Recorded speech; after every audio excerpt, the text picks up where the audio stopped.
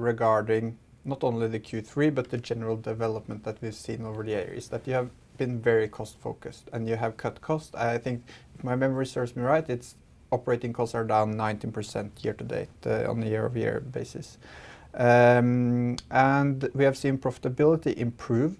Do you expect to be in a position where you do not have to ask the capital markets for more money, not to raise more capital? It's a good question. I'll start with the last part first. I've talked to very wise people that taught me how to raise cash in my career.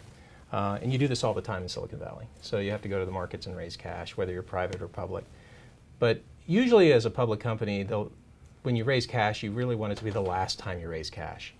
And I really would like to say that we can achieve that. It's a little early for us to be able to guide that. But it's super important for us to be focused on the fact that we raised significant cash earlier in the year, and that every dollar we spend out of the bank better be highly scrutinized. So that takes us to the operating cost side of the question. You're right, 19% operating cost reduction year over year for the first 3 quarters of 2019 is actually quite good. It looks like we took a meat cleaver and we just cut off an arm or a leg. The reality is we took the scalpels out and we had to carve out of the business the cost structure that we didn't think we needed to have. The objective really wasn't to cut cost. The objective was to right size. It's a very different mindset. And I do believe now with the cost structure we currently have in place, even though we're going to continue to focus on what the bottom line looks like and preserve the cash in the bank as much as possible, we've got the right cost structure in place.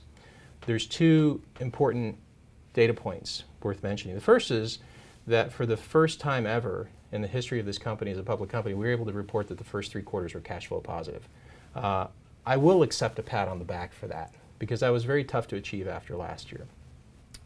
But the second thing that's worth noting is that the cash consumption itself is also seasonal. So we do spend a little extra cash, especially as we get later in the year, because the biggest quarters tend to require us to build the most hardware.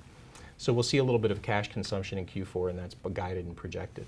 But I think all in all, I think we've done a very good job managing operating costs, and we'll continue to find a way to scrub it. The good news comes next year and beyond, because if we can get to a break-even structure and we can begin to add revenue, you do not have to add as much operating cost as you do revenue. If we double revenue, you do not have to double cost. We have a highly leverageable business model that can spit off a lot of cash and a lot of profit if we hit the markets just right. So we're super motivated to make that happen, and we'll see what we can do.